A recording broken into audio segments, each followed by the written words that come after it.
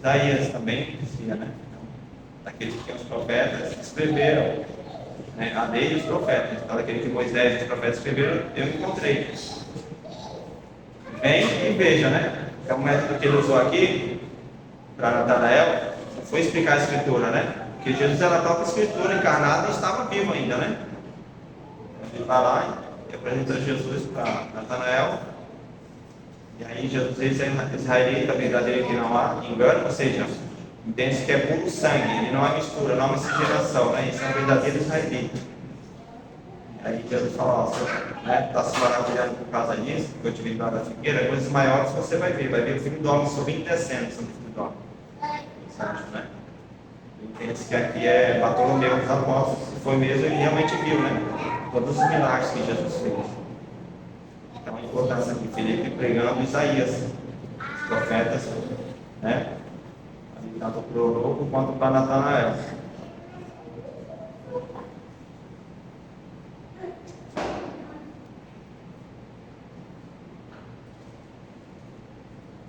E essa é uma das diferenças, né, que nós temos.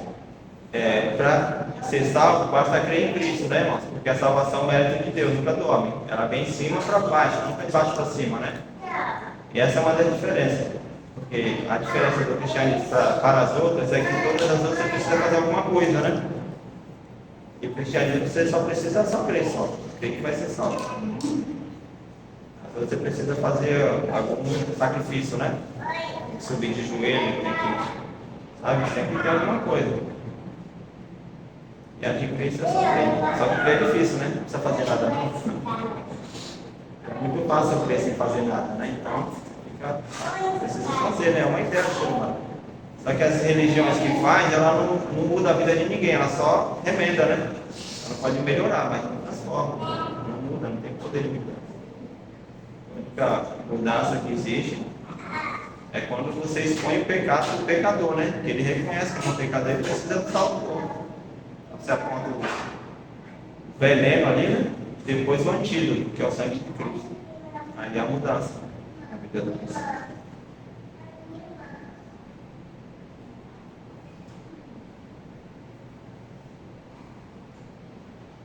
Isaías 9, ele fala sobre o menino, né, que nasceu, o filho do Senhor deu, o principado está sobre os seus ombros, seu nome maravilhoso, conselheiro Deus forte, Pai da eternidade e príncipe da paz. Aqui ele fala sobre os atributos de Cristo. Sabe, Isaías profetizando aqui sobre a vida do Messias? Essa messiânica. O menino nasceu, um filho do Senhor deu, o principado está sobre os seus ombros. Aqui ele fala da autoridade. Seu nome será chamado maravilhoso, conselheiro Deus forte, Pai da eternidade e príncipe da paz. Ou seja, Deus ele não é criador, ele é o próprio criador, né? Deus ele não é apenas eterno, percebe? Ele é o Pai da eternidade, né? Tipo, ele faz do nada todas as coisas. Ou seja, Deus é o único que tem poder de dizer haja e haverá, né? Depois das coisas criadas, o homem ele só faz o que aquilo, materializa aquilo que já foi feito, né?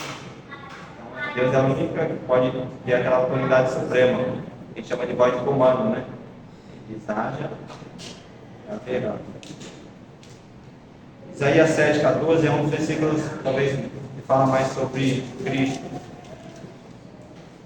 Portanto, o mesmo Senhor vos dará um sinal. Eis que a Virgem conceberá e dará à luz um filho, e chamará o seu nome Emanuel. Você imagina Isaías escrevendo isso aqui, irmão, 700 anos antes de Cristo, né? Então, imagina, uma virgem conceber filho, é impossível, né? Então, Deus revela que a virgem vai conceber. A forma que seria é milagre. Milagre só se vive, não se explica. Porque se explicasse não seria milagre, né? Por isso que Deus é Deus. Se você compreender Deus, ele deixa de ser Deus e você acaba sendo Deus por ele, né? Por isso que a gente não consegue entender a totalidade de Deus. Ele não é método de estudo, né? Quem consegue estudar. Então ele fala que a Virgem vai conceber, né? E Maria ela concebe. Então, ou seja, Jesus ele não teve o DNA de Maria no seu sangue, né? O DNA é devido à fecundação. O cordão umbilical transmite alimento para o feto. Então Jesus ele não teve o DNA. Por isso que Maria é considerada aquela que é a barriga de aluguel, né? Tem um mais adequado. Então, Maria foi a barriga de aluguel, Maria é o filho de Deus.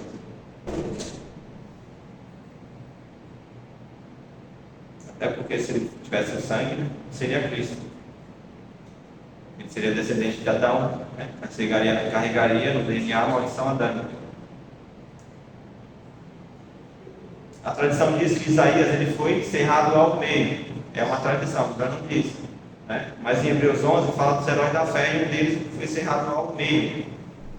Então a tradição vai dizer que Manassés ele serra Isaías ao meio, uma serra de madeira.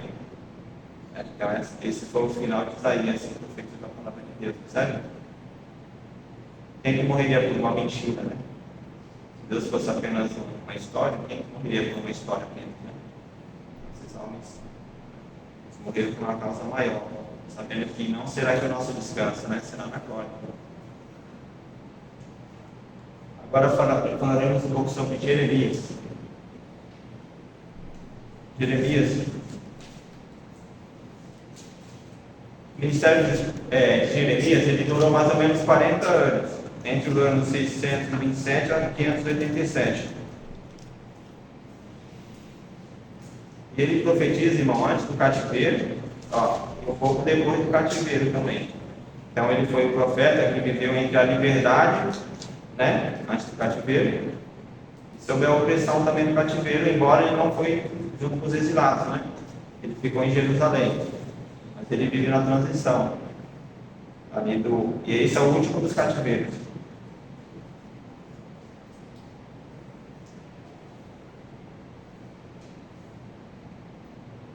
Ele professou nos dias de Joaquim e Zedequias. Aqui era o último período da região sul, né, de Israel. Era um período de declínio espiritual. Os últimos monarcas ali eram Manassés, né? E foi um dos piores de Judá. Então esse Manassés aqui é o que, né, na história vai dizer que ele cerrou Isaías ao meio, né? Então na época de Jeremias, esse monarca aqui, ele era o rei de Israel, um dos reis, né? Então ele teve um grande declínio espiritual na nação. Sério, Ezequias foi um bom rei, né? Aí agora Manassés é um dos piores que o reino de Israel já teve. Ele vai dizer, irmão, que ele ergueu templos a Deus que Ezequias tinha derrubado, né? Porque Ezequias ele faz uma faxina, ele limpa a casa de Deus, tira todos os deuses estranhos. Aí vem esse monarca, ele traz tudo de volta. Deus, traz sacrifício de criança. Ele começa a fazer um misticismo religioso. Sacrificou o próprio filho no altar, trouxe os deuses da Síria para o templo de Jerusalém. A Bíblia diz que ele derramou muito sangue inocente, né? Imagina o sangue desses inocentes clamando a Deus por justiça, né? Então aqui era o ápice já da, sabe, irmão, o juízo de Deus, né? O juízo já estava já na tampa. Então esse rei aqui foi um dos piores que o reino de Israel já fez. Jeremias, além de ser um profeta, ele também era um sacerdote, né? Então ele tinha a função de profeta, profetizar, e de sacerdote como sacrifício.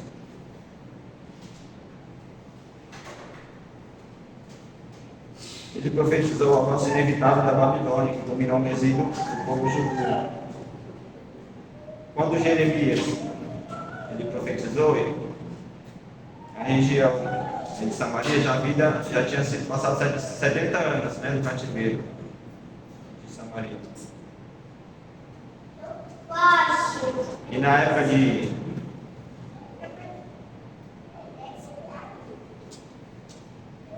Jeremias, Babilônia já tinha subjugado, né, o governo assírio de Senaqueribe. Então o imperador aqui já não era mais a Síria, aqui era Babilônia. O imperador assírio estava aqui fragilizado. Em 612, a Babilônia era a maior potência naquela época.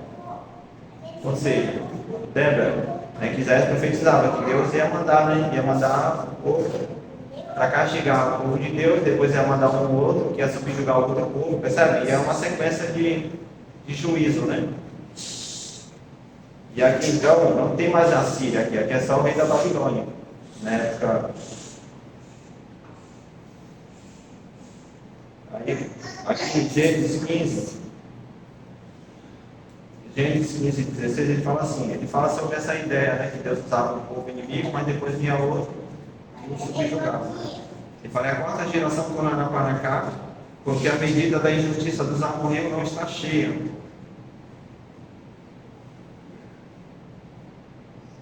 Ou seja, Deus profetiza ali, né, também, Deus fala para Moisés, para Abraão, que depois da quarta geração, Deus já vem com juízo, né, sobre os egípcios. Aí ele vem com as 10 pragas, né, com Moisés. Ele subjuga aquele povo pela maldade que eles haviam cometido contra Israel no cativeiro. Né? Ou seja, Deus usa Faraó, mas ao mesmo tempo, Deus vem e subjuga Faraó no Mar Vermelho. Né? Chamado de Jeremias, irmãos. Antes que te formasse no ventre, lá em Jeremias 1,5. Antes que te formasse no ventre, conheci, e antes que santificasse, da margem santifiquei as nações do profeta.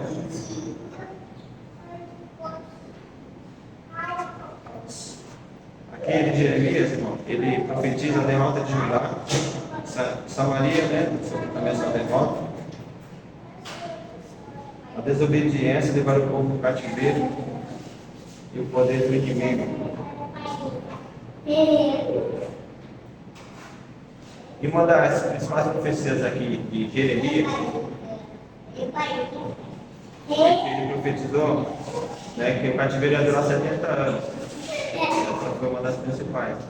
Se combinar em Daniel, né? Daniel ele acha que profecia de Jeremias e entende que o cativeiro que eles estavam se encontrando ia durar apenas 70 anos. Ele faz a contagem, né, da profecia.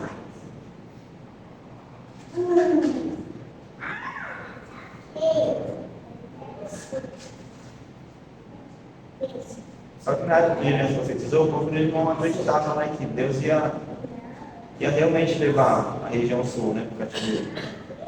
Né, percebe? Deus havia dado o livramento para Ezequias, né, ensinar aquele, quer dizer, dentro do templo havia o que? Os sacerdotes, né, tinha a arca da aliança. Então a arca era o símbolo do poderio de Deus, era a própria presença de Deus no meio do seu povo, né? Então a arca era símbolo de resistência. Você lembra na época dos filisteus, né? Levam a arca e aí colocam embaixo lá do templo de Dagon, né? E aí no outro dia o rei vai olhar e está lá a cabeça de Dagon perante a arca. Ou seja, não há ninguém pode se subverter a Deus. E a arca era a presença de Deus. Na queda das muralhas de Jericó, eles circulavam com a arca em volta, né? Então a arca foi uma ferramenta que fez as muralhas de Jericó ruir. Então, eles não entendiam que realmente poderia haver um povo inimigo e ia subjugá-lo, né? Aquele tempo que foi construído há 300 anos atrás, imagina, né? Salomão, o tempo de Salomão, aquela fortificação às muralhas, né? Os sacrifícios que eles faziam a Deus. Então, eles não entendiam, não acreditavam que Deus poderia subjugá-lo realmente.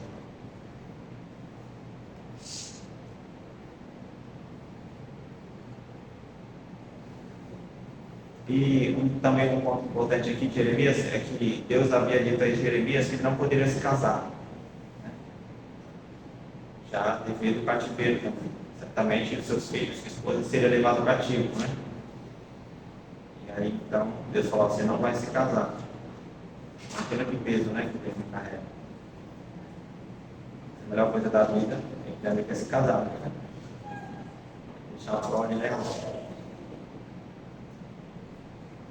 Ciclo da vida, né? Se casa, se reproduz, envelhece e morre. Né? Eu gostaria muito de ser avô ainda. Ainda tem 2 anos.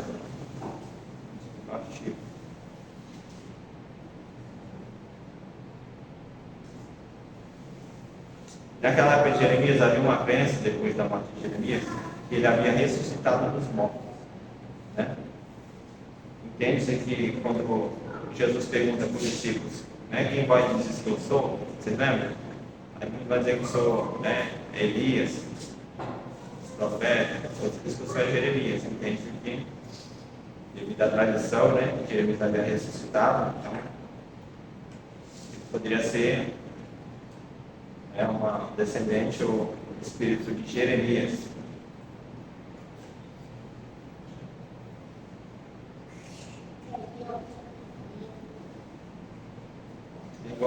profetismo, né?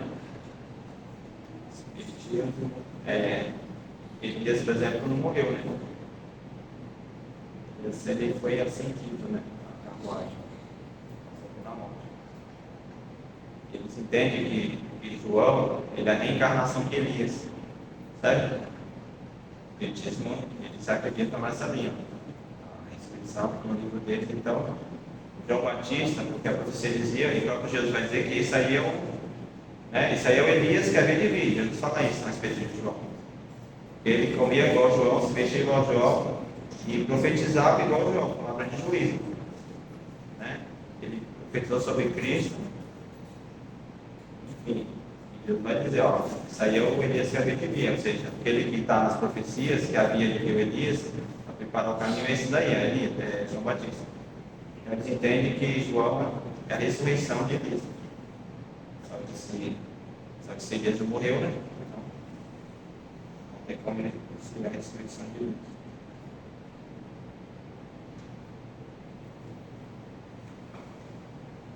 E Jeremias ele profetiza, né, que o cativeiro durará 70 anos. Está lá em Jeremias 29:10. Jeremias 29:10 fala sobre essa profecia, cativeiro. Porque assim diz o Senhor, certamente que passaram 70 anos em Babilônia. Olha, eles estão à porta do cativeiro aqui, né? Estava poucos anos para o rei da Babilônia invadir a região sul e tomar cativo esse povo. Então, que passaram 70 anos em Babilônia, vos visitarei e cumprirei sobre vós a minha boa palavra, tornando a trazê-lo a este lugar. Ou seja, Deus ia usar como forma de correção, mas não só 70 anos, né? Depois Deus ia vir, o rei Ciro lá, ia tomar a Babilônia, subjugar, e ia reconstituir o templo, na época de Esdras, de Jeremias, né? Então a profecia de Jeremias era que o povo seria cativo 70 anos. Isso serviu para Daniel fazer um estudo, né, do templo, saber mais ou menos qual tempo que ele estava dentro do cativeiro. Interessante, irmão, que na época de Jeremias, Daniel ele já havia sido cativo, né, pela Babilônia há 22 anos atrás. Então, quando Jeremias profetiza, sabe, Daniel vem depois de Jeremias, né? Só que na época de Jeremias, Daniel já estava em cativeiro. Porque o cativeiro se deu em 3 etapas, né? Quando Jeremias profetiza sobre o cativeiro da região sul, né, que seria a tomada de Jerusalém, Daniel já tinha sido cativo, tá? Há 22 anos atrás, ele já estava lá na corte do rei Nabucodonosor, né? Profetizando também. Por quê? Porque a deportação se deu em 3 etapas, né? Cada etapa o rei ia levar uma quantidade de pessoas. Então ele não destruía, né, totalmente a cidade. E uma dessas levas foi a de Daniel, onde ele pegava os trabalhadores, os sábios, e levava para a corte, né?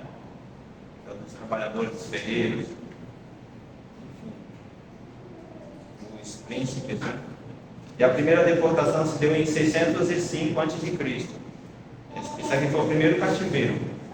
Teve 605 a.C. Ele fala lá em Daniel, capítulo 1, né, do 1 ao 6. Aqui Gênesis foi levado Daniel e os seus amigos, na cidade, dele. Então, o primeiro cativeiro 605 foi levado esses homens aqui. Daniel e os seus amigos.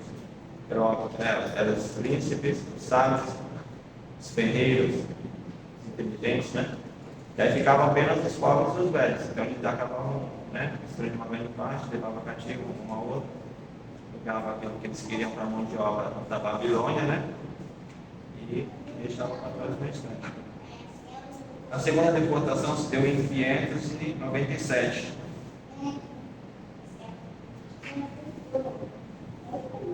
Aqui está lá em 2 Reis 24, do 8 ao 16, né, que fala da segunda deportação da Babilônia.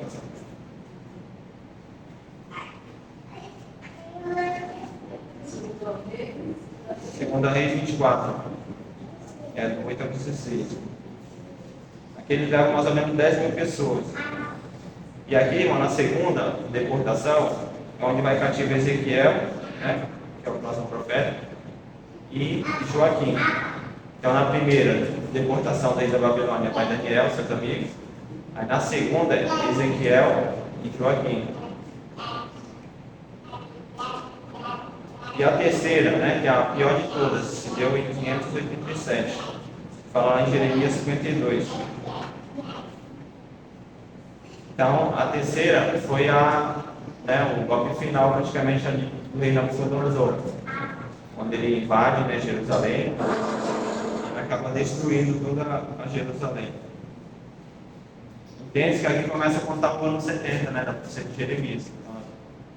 Uns entendem que pode ser contado a partir da cativeiro de Daniel, né, 70 anos. Outros entendem que pode ser contado a partir da destruição de Jerusalém. A contagem dos 70 anos do cativeiro de Jeremias profetiza.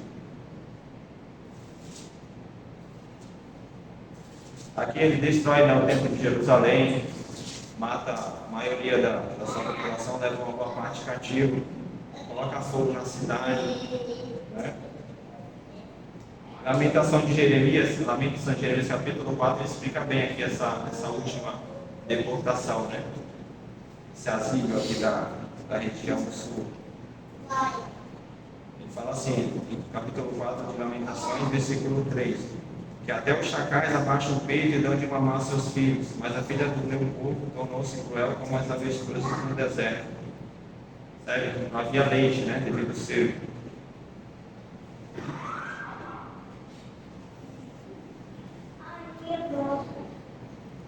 Os mortos à espada foram mais felizes do que os mortos à fome, porque eles morreram lentamente por falta de fruto no campo. Agora, o pior de todos aqui, ó. As mãos das mulheres compassivas cozeram os seus próprios filhos, serviram de alimento na destruição da filha do meu povo. Então, aqui esse cerco durou mais ou menos 1 ano e meio. Foi terrível, né? A região do sul. Imagina, o pessoal estava passando fome. Os pássaros tinham leite para alimentar seus filhotes, enquanto as mães não conseguiam, porque os filhos morriam, né? Porque não tinha água, não tinha alimento.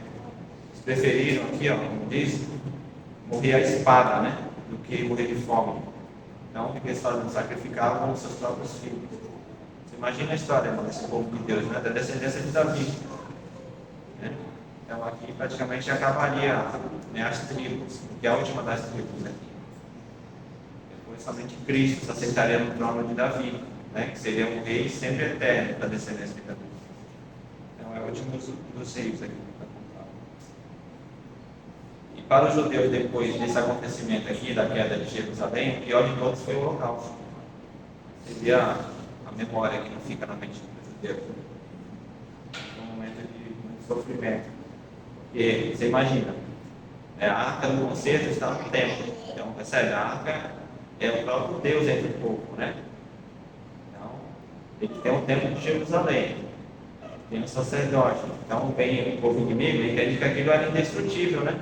Nunca havia sido destruído. Mas se o povo pecasse, eles se arrependiam, Deus levantava profeta, sempre assim. Agora vem o rei da Babilônia, né? E ele arrebenta com tudo, irmão. Quebra as muralhas, coloca fogo no palácio, no templo de Jerusalém. Entende também que aqui foi que a arca foi destruída, ou foi levada, né? Ninguém sabe o paradeiro da arca. Mas entende que até esse momento a arca estava no templo ainda. Né? Alguns dizem que Nabucodonosor destruiu quando colocou fogo. Templo, né? Foi destruído. Ou levou, ou de repente ele tirou os ouros da arca também, né? Ele já acaba queimava os ouros levados. Então, ou seja, Israel estava agora fragilizado, né? Ele acabou com. E outra coisa, quando o povo ele era subjugado, o que eles faziam? O Deus desse povo também era subjugado, né? Essa que era a ideia. Por isso que ele colocaram a arca no templo de Dagom, né? Para humilhar o Deus de Israel, lembra? Então eles faziam isso, quando queriam humilhar o seu Deus, eles, né? O próprio Senaqueribe, né? Eu quero ver quem é o Deus de vocês que vai me livrar das minhas mãos. Está humilhando o próprio Deus de Israel, sério? Então era uma guerra também, né?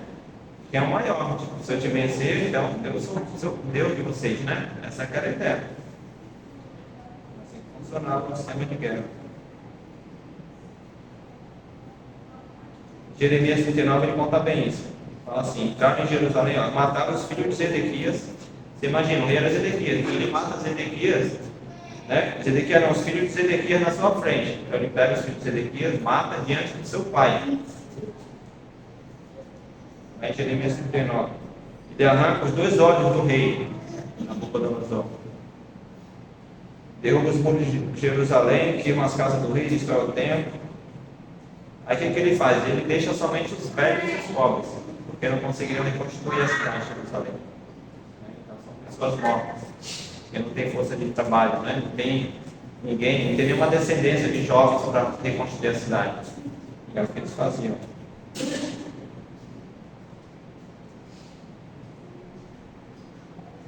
E aí chegou o final aqui da história de Jeremias.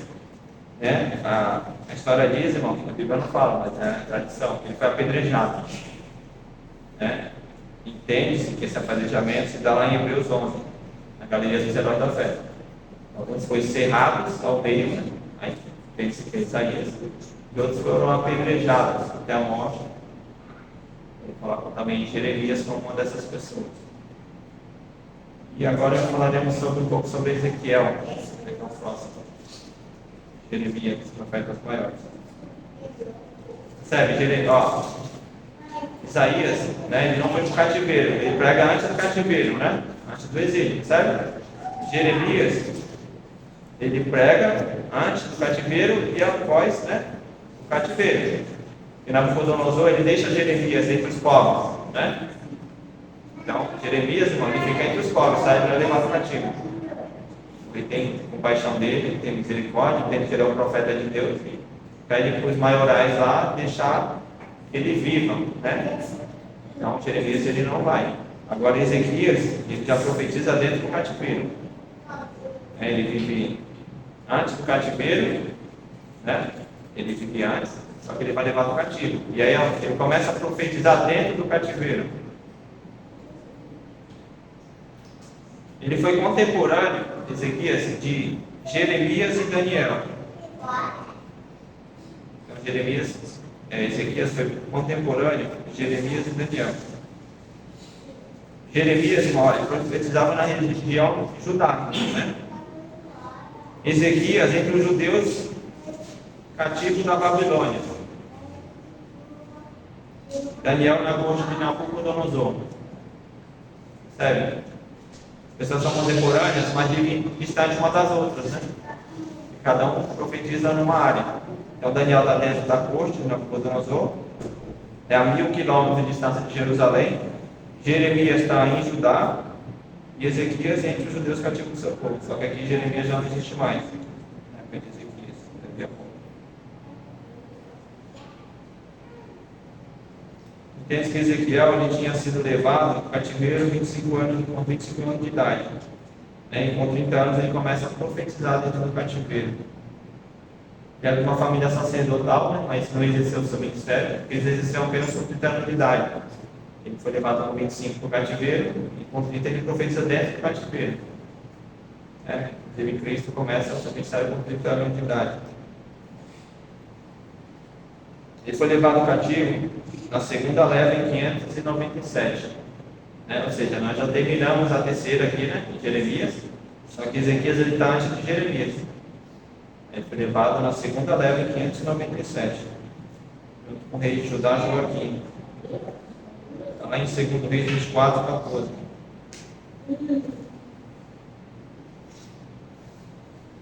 Ele profetizou antes e depois da tomada de Jerusalém por Nabucodonosor. Ou seja, quando ele começa a profetizar, o templo já não existia mais também. Já havia sido levado cativo.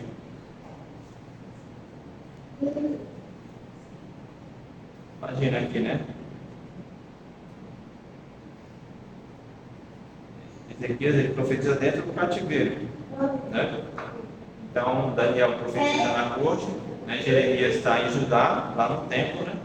Aqui Ezequias, na segunda leva, ele foi levado, ele profetiza dentro do cativeiro, né? De Nabucodonosor.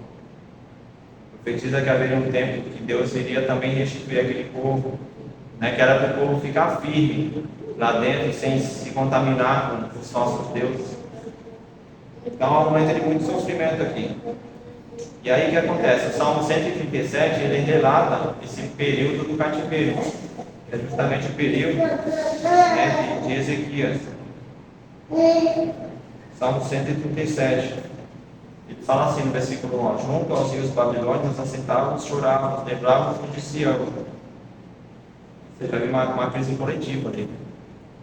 Você imagina eles lembrando da adoração de Jerusalém, do templo, né?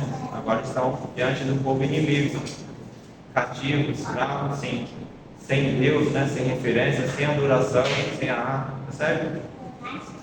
Povo escravo. Então eles lembram e começam a chorar. Apenas choravam, se lamentando. Eles não sentiam tristeza pelo pecado, né? Eles choravam porque tinham perdido o templo, né? Presentes. A mesma coisa ali de Saul e Davi também, né? Quando Saul descobre que é rejeitado, que havia passado a coroa dele, ele se entristece porque perdeu a coroa, né? Não porque tinha desobedecido, sabe? Davi não, Davi ele, Salmo 51, ele vai dizer, né? Que Senhor, eu pequei, reconheço, mas que não retire de mim o teu Santo Espírito, né? Então, Davi temia a Deus que não se importava com a coroa, a sua presença. E aqui o povo está chorando da mesma forma, não pela desobediência, mas porque tinham perdido os privilégios que tinham em Jerusalém. Versículo 2, que ele diz: nos salgueiros e no meio dela penduramos as nossas armas. Ou seja, se eles penduraram os instrumentos musicais aqui, né? Ou seja, no meio do salgueiro nós penduramos as nossas armas. Nossas armas. Que é um instrumento de adoração coletiva também. Né? Ou seja, se não existe Deus, não existe adoração. Né? É isso que eles estão dizendo aqui.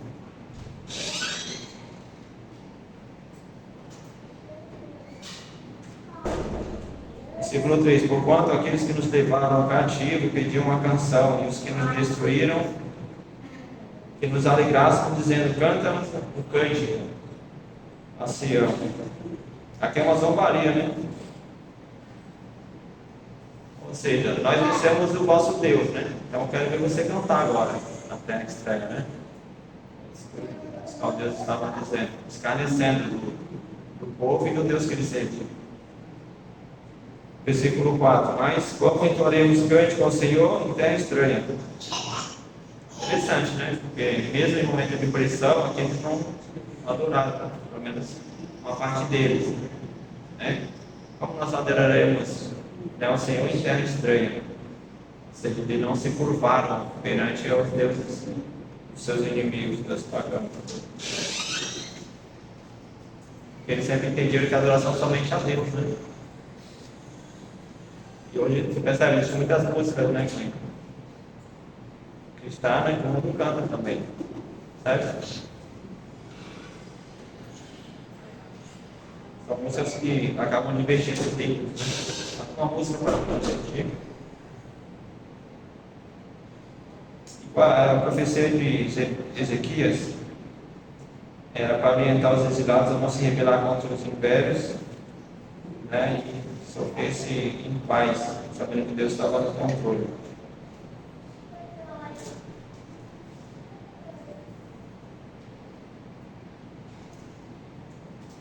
E aqui nesse contexto também, irmão, da Babilônia, começa a acontecer a ideia das sinagogas, né?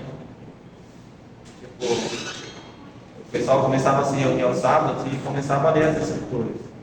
Então começou um apelo e um apego pela leitura das escrituras. Por quê? Porque não existe mais tempo aqui, né? Você é cativo, então como você vai adorar Deus no tempo, você não tem tempo. Então começou-se a ideia de surgir as sinagogas. Pelo menos uma pré-ideia, né, da leitura das escrituras aos sábados. Então eles começavam a ter mais apreço pelas escrituras, valorizavam mais a leitura bíblica. Inclusive hoje o nosso modelo de culto, ele é encontrado na sinagoga, né? Não é do templo, em Jerusalém. No templo ele vem da lei de Moisés, né? O nosso não, nossa lei vem do sacrifício de Cristo, é a graça. E o nosso modelo é encontrado das sinagogas, que é o modelo de leitura bíblica, né? Então eles estudavam aos sábados, né? Hoje nós estudamos na quinta, percebe? Estamos aqui estudando na quinta, mas eles faziam isso ao sábado, estudando sobre as Escrituras.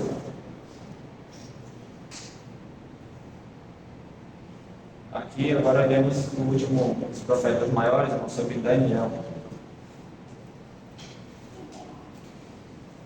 O tema de Daniel é Deus está no controle. Daniel vai falar muito de se resguardar, né, perante a idolatria, né? Ainda que todos se curvem, eu nunca me curvarei ao imperador, né? Nunca me prostrarei à adoração ao imperador. Esse aqui era o tema de Daniel. Deus está no controle. E como nós já dissemos, ele foi levado no primeiro período, né, do cativeiro babilônico.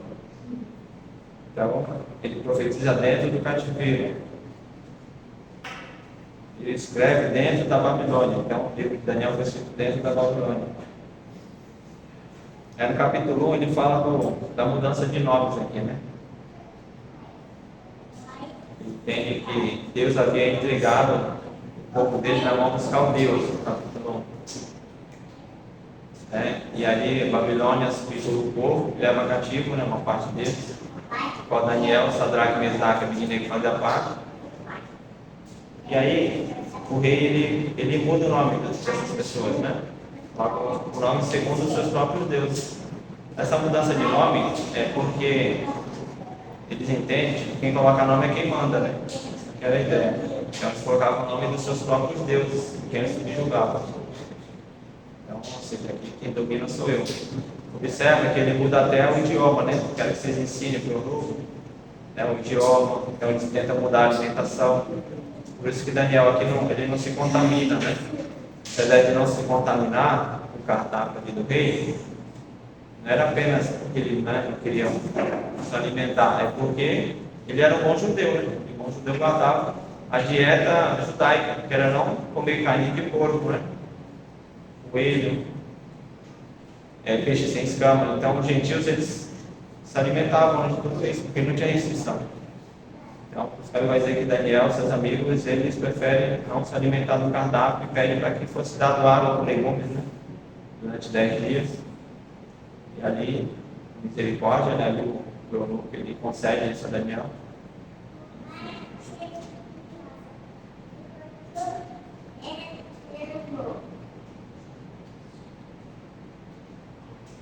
E se observe, que o mundo ele sempre tenta, né, colocar a cultura, né, do mundo em nós. Então, você percebe isso através das músicas, da arte, né, desenho para criança. Então, a cultura de hoje sempre tenta te mudar, né, de uma forma mudando, né, as ideologias, formando as crianças, meninas e meninos, percebe? É uma ideia de domínio. É o que o rei aqui estava fazendo no caso aqui Nabucodonosor, né, com esses jovens, né?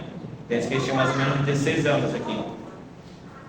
Então, tenta mudar. Tipo assim, você é cativo meu, né? Então, aqui não é mais a cultura de Israel. O seu nome não representa mais o que te colocaram lá. Aqui é eu que coloco. Deus aqui é meu, né? Essa aqui é a ideia. Então, aqui é a minha comida, as minhas músicas, a cultura aqui é minha. Então, ou seja, não tem mais aqui a língua judaica. Aqui é a língua da Babilônia. Entendeu? Mais ou menos isso.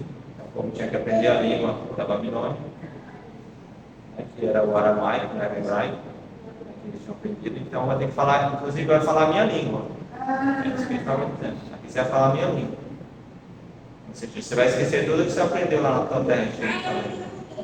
Tipo, é uma lavagem cerebral mesmo, né? Que é o que fazem nas crianças hoje, né? Uma lavagem. Mas nas escolas.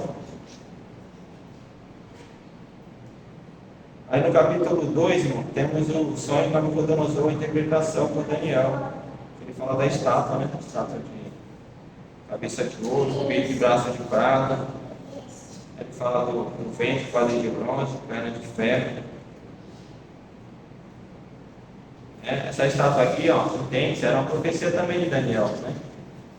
O rei ele sonha um sonho, né? Aí ele fala que pede para os seus sábios interpretar, mas percebe? Ninguém tinha interpretação, imagina. Eu peço para você interpretar meu sonho, né? Eu tive um sonho Aí me tirou o sono, não sei, eu chamo o sábado da corte. Só que eu nem vou te contar o sonho, se quer que você interprete para mim. É dois milagres, né? Não sabe nem o sonho, não sabe que eu interpretava sonho, sabe? Não é que soubesse, né? Poderia interpretar de forma errada. O que aconteceu, mas ninguém sabia, enfim. Aí o rei manda matar, né? Aqueles homens, Daniel sabe. Ele dá a revelação para Daniel, e Daniel vai lá e fala que realmente homem na terra não poderia, né? Somente o Deus do céu. Ele dá a revelação para Daniel e ele faz a interpretação do sonho. E aí, qual que era a interpretação, né, dos sonhos? Aqui ele fala dos reinos, né? A estátua de ouro representava 4 reinos, ali que haveria de vir depois de Nabucodonosor. Ou seja, se cumpriram as profecias desde Isaías, né? Jeremias.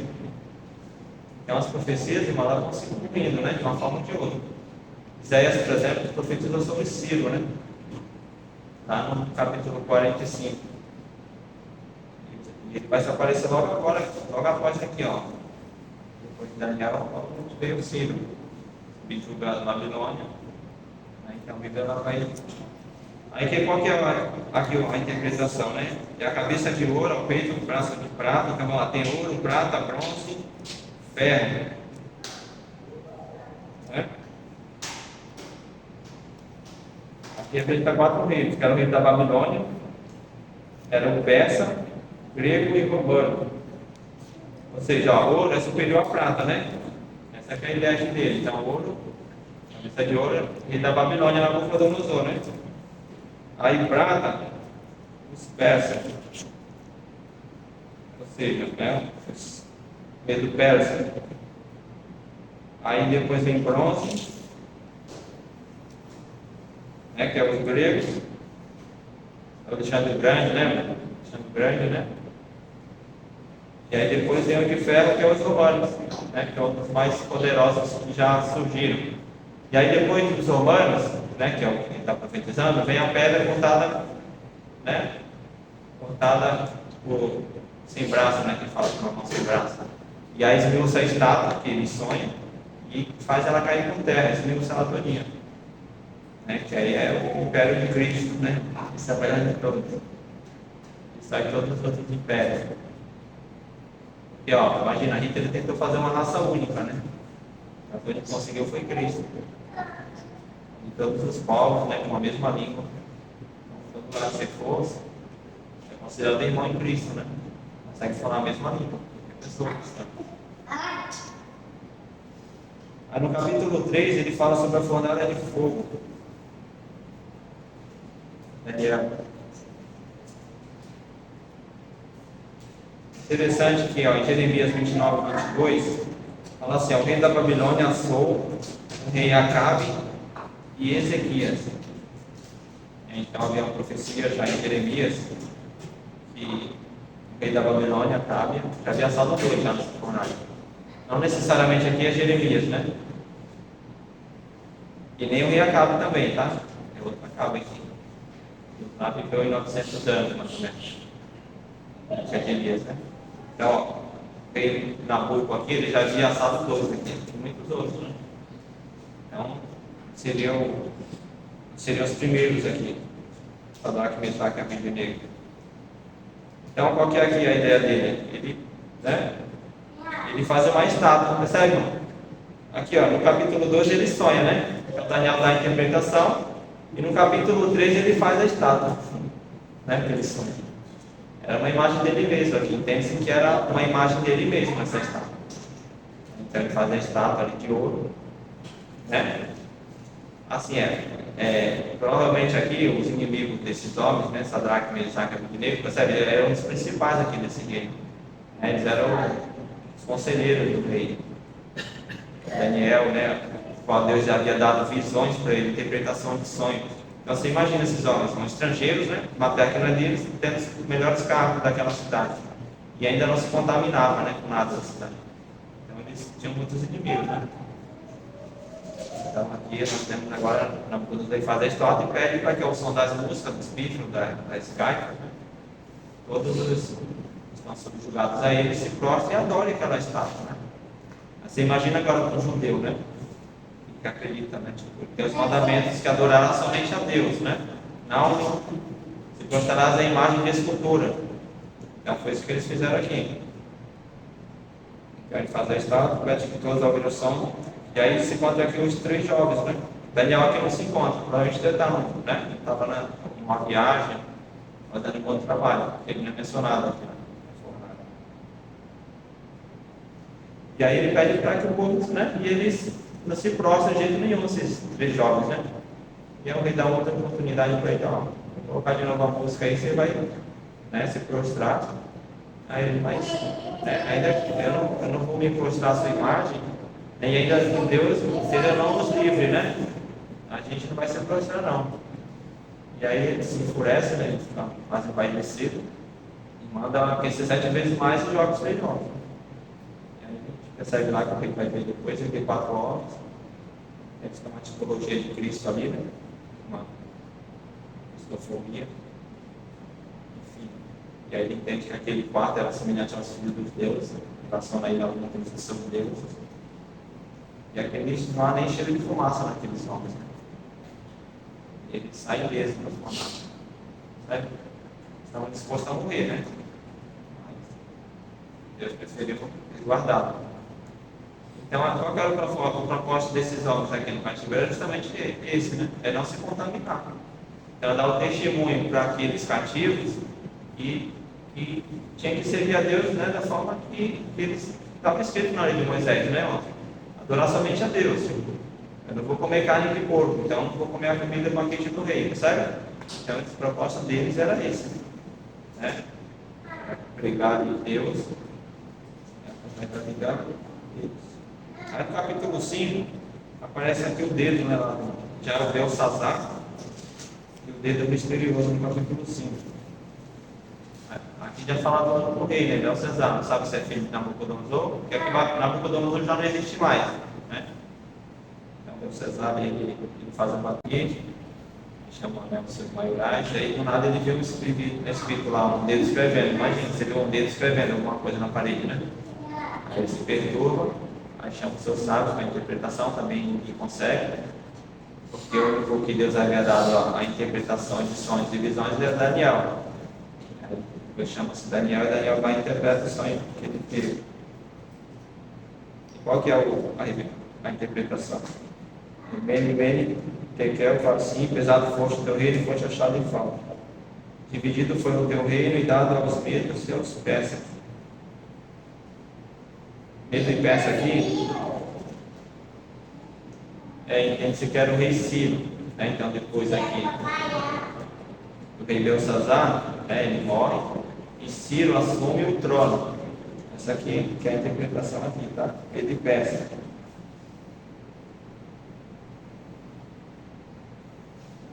Naquela mesma noite foi morto Belsazar, e Dário Medo ocupou o reino na idade de 62 anos.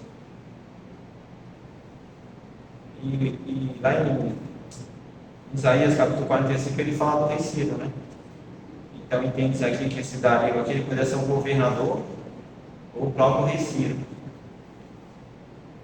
Então lá depois de Belsazar, a profecia de Isaías se cumpre aqui, essa passagem. E olha o que diz lá em Isaías 45, versículo 4. Ó. Eu te chamei pelo teu nome, pois o teu sobrenome, ainda que não me conhece. Ele edificará a minha cidade e soltará os meus cativos. Então, Isaías profetiza que o rei Ciro haveria de subjugar, né, os babilônicos, e haveria um tempo de paz, né, porque ali começaria o povo a retornar para Jerusalém, enfim. Daniel ele vive aqui esses períodos, né? Da Babilônia contra o princípio. Certo, irmãos? Pergunta?